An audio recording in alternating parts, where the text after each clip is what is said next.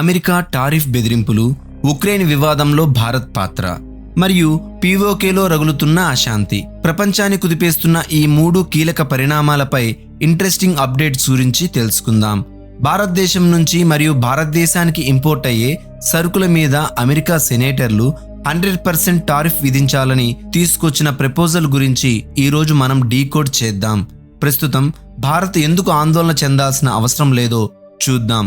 ఆ తర్వాత ఒక ఫోన్ కాల్ను ఆసరాగా చేసుకుని ఉక్రెయిన్ ప్రభుత్వం భారత్పై చేసిన ఆరోపణలు ఏమిటి, ఈ టెలిఫోనిక్ కాన్జర్వేషన్ పూర్తి వివరాలు ఏమిటి, మరియు ఉక్రెయిన్ భారత్కు ఎలాంటి డిప్లొమాటిక్ సిగ్నలింగ్ ఇవ్వాలని చూస్తోంది అనే విషయాలపై వివరంగా మాట్లాడుకుందాం.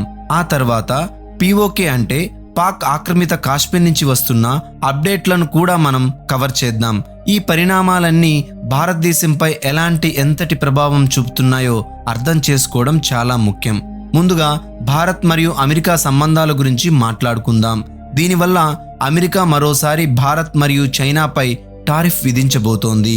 అసలు విషయంలోకి వెళితే అమెరికాలోని కొంతమంది సెనేటర్లు ఒక కొత్త రష్యా శాంక్షన్ బిల్లును ప్రవేశపెట్టారు.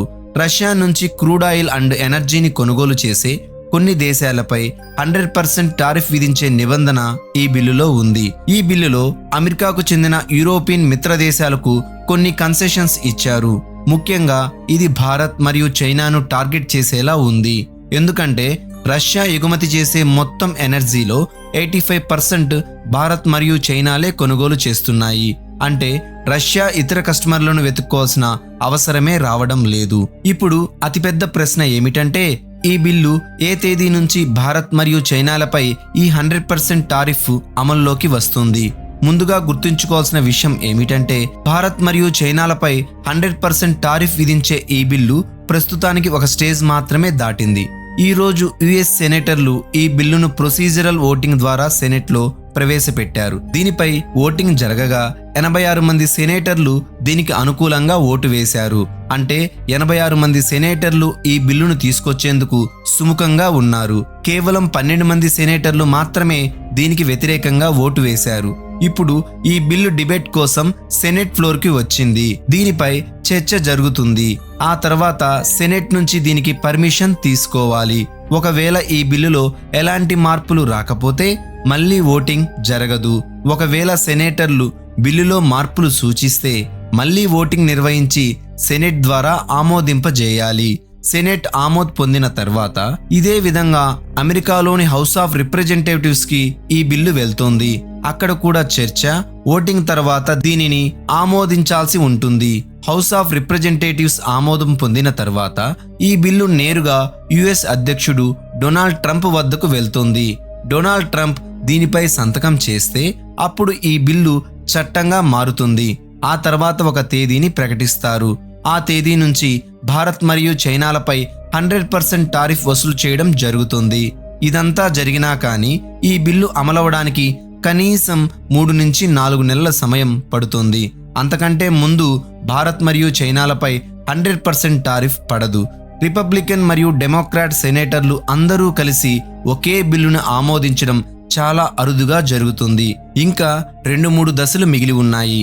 అయితే భారత్కు అనుకూలంగా ఉన్న మరో విషయం ఏమిటంటే భారత్ మరియు ట్రేడ్ రిప్రజెంటేటివ్స్ మధ్య ఫ్రీ ట్రేడ్ అగ్రిమెంట్ చర్చలు ఇప్పటికీ నిరంతరం జరుగుతున్నాయి. ఒకవేళ అమెరికా భారత్పై ఈ 100% టారిఫ్ విధిస్తే ఆ ట్రేడ్ డీల్ 100% రద్దయిపోతుంది. అది ముందుకు సాగదు. దీనితో పాటు అమెరికా విధిస్తున్న ఈ శాంక్షన్ పట్ల ఉక్రెయిన్ కూడా సంతోషం వ్యక్తం చేసింది. ఉక్రెయిన్ అధ్యక్షుడు వ్లాదిమిర్ జెలెన్స్కీ అమెరికా పర్యటనకు వెళ్లారు. అక్కడ ఓటింగ్ ముగిసిన తర్వాత ఆయన ఈ సెనేటర్లను కూడా కలిశారు. 60 మందికి పైగా సెనేటర్లు జెలెన్స్కీతో జరిగిన మీటింగ్లో పాల్గొన్నారు. ఆ తర్వాత ఉక్రెయిన్ అధ్యక్షుడు వ్లాదిమిర్ జెలెన్స్కీ భారత్ మరియు చైనా పేర్లను నేరుగా ప్రస్తావించకుండా ఒక స్టేట్మెంట్ విడుదల చేశారు. రష్యా నుంచి ఎనర్జీ దిగుమతి చేసుకుంటూ రష్యా యుద్ధ యంత్రానికి సహకరిస్తున్న దేశాలపై విధిస్తున్న ఈ శాంక్షన్లను తాము స్వాగతిస్తున్నామని ఆయన అన్నారు. భారత్ మరియు చైనా దేశాలను బాధ్యులను చేస్తున్నందుకు తమకు సంతోషంగా ఉందన్నారు. నెక్స్ట్ అప్డేట్ ఉక్రెయిన్, రష్యా మరియు భారత్కు సంబంధించినది. ఉక్రెయిన్ ఈ విషయంలో భారత్ను కూడా లాగింది. బ్లాక్ సీలో రష్యా MV అమీర్ 1 అనే కమర్షియల్ షిప్ పై దాడి చేసిందని వార్తలు వెలువడింది. ఈ నౌకలో ఇండియన్ క్రూ మెంబర్లు ప్రయాణిస్తున్నారు. రష్యా కాల్పుల తర్వాత షిప్ నుంచి కొంతమంది ఇండియన్ క్రూ మెంబర్లను రక్షించారు. అయితే ఈ వీడియో రికార్డ్ చేసే సమయానికి కూడా 13 మంది భారతీయులు ఆ షిప్ పైనే చిక్కుకొని ఉన్నారు.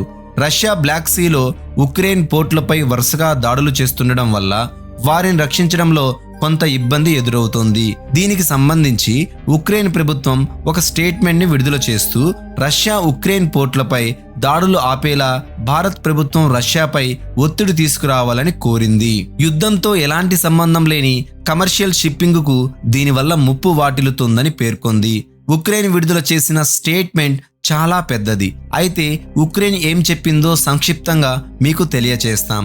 బ్లాక్ సీలో ఉక్రెయిన్ పోర్టులపై సివిలియన్ షిప్పులు మరియు పోర్ట్ ఇన్ఫ్రాస్ట్రక్చర్ పై రష్యా దాడులను తీవ్రం చేసిందని ఉక్రెయిన్ తెలిపింది. గతంలో కూడా రష్యా దాడుల్లో భారతీయ నావికుల ప్రాణాలు కోల్పోవడం, కొంతమంది గాయపడడం జరిగిందని పేర్కొంది. ఉక్రెయిన్ భారత ఎంబసీని సంప్రదించి భారతీయులకు అన్ని విధాల సహాయం అందిస్తుందని తెలిపింది. ఉక్రెయిన్ ఇంకా మాట్లాడుతూ ఉక్రెయిన్ విదేశాంగ శాఖ మంత్రి మరియు భారత విదేశాంగ శాఖ మంత్రి జైశంకర్ సర్ మధ్య ఒక టెలిఫోన్ కాన్వర్సేషన్ ఏర్పాటు చేయాలని తాము కోరామని, అయితే ఫోన్ కాల్ ఏర్పాటు చేయాలనే అభ్యర్థనకు భారత్ నుంచి ఇప్పటి వరకు ఎలాంటి స్పందన రాలేదని పేర్కొంది. అంటే భారత్ ఇప్పటి వరకు ఫోన్ కాల్ కాన్వర్సేషన్ నిర్వహించడం లేదని తెలిపింది. దీనితో పాటు ఉక్రెయిన్ మరో విషయం ప్రస్తావిస్తూ భారత్ ఇంతకుముందు స్టేట్ అండ్ ఫోర్ముజ్లో చిక్కుకున్న షిప్పుల కోసం మరియు ఆ తర్వాత బ్లాక్ సీలో చిక్కుకున్న షిప్పుల కోసం జారీ చేసిన వేర్వేరు అడ్వైజరీలను పోల్చి చూడాలని పేర్కొంది.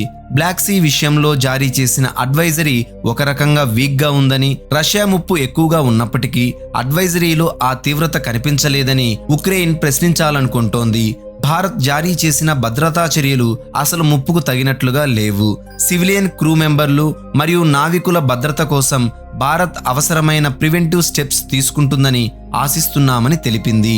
అంతకంటే ముఖ్యంగా ఉక్రెయిన్ మాట్లాడుతూ బ్లాక్ సీలో భారతీయుల భద్రత కోసం తాము అనేక హెచ్చరికలు మరియు భద్రతా చర్యలను ప్రకటించామని తెలిపింది. ఇప్పుడు ప్రశ్న ఏమిటంటే, రష్యా దాడులు ఆగడం లేదని ఉక్రెయిన్ పేర్కొంది.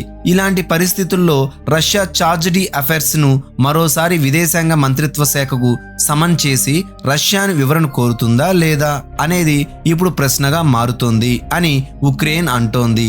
ఇక్కడ 2-3 ముఖ్యమైన విషయాలున్నాయి. మొదటిది, ఎన్నిసార్లు కోరినప్పటికీ విదేశాంగ శాఖ మంత్రుల మధ్య ఫోన్ కాల్ కాన్వర్సేషన్ ను భారత ప్రభుత్వం ఏర్పాటు చేయడం లేదని, ఉక్రెయిన్ అభ్యర్థనకు భారత్ నుంచి స్పందన రాలేదని ఉక్రెయిన్ చెబుతోంది. రెండవది, భారతీయ క్రూ మెంబర్లపై రష్యా దాడులను ఇంకా ఆపడం లేదు. మూడవది, రష్యా సీనియర్ డిప్లొమాట్ ను మరోసారి సమన్ చేసి వివరణ కోరుతుందా లేదా అని ఉక్రెయిన్ ప్రశ్నిస్తోంది.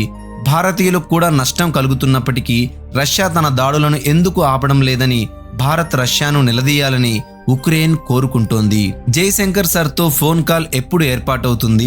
భారత ప్రభుత్వం రష్యాకు మరోసారి సమన్ జారీ చేస్తుందా లేదా అనేది చూడాలి. ఉక్రెయిన్ పోర్టులు మరియు ఉక్రెయిన్ షిప్లపై రష్యా దాడులు చేయకుండా రష్యాపై ఒత్తిడి తేవాలని ఉక్రెయిన్ కోరుకుంటోంది. అంటే రష్యా టార్గెట్ చేస్తున్న పోర్ట్ ఇన్ఫ్రాస్ట్రక్చర్ పై దాడులను రష్యా నిలిపివేయాలని కోరుతోంది.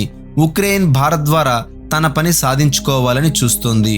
మరోవైపు రష్యా వాదన ఏమిటంటే, ఉక్రెయిన్ పోర్టులకు వస్తున్న ఈ కమర్షియల్ షిప్ల ద్వారానే ఉక్రెయిన్కు ఆయుధాలు, పేలుడు పదార్థాలు సరఫరా అవుతున్నాయని వారు అనుమానిస్తున్నారు. వివిధ దేశాల నుంచి ఉక్రెయిన్కి వస్తున్న ఆయుధాలు షిప్పింగ్ రూట్ల ద్వారానే వస్తున్నాయని, వాటిని అడ్డుకోవడానికి తాము కమర్షియల్ షిప్లను మరియు పోర్ట్ ఇన్ఫ్రాస్ట్రక్చర్ పై దాడులను చేస్తున్నామని రష్యా చెబుతోంది.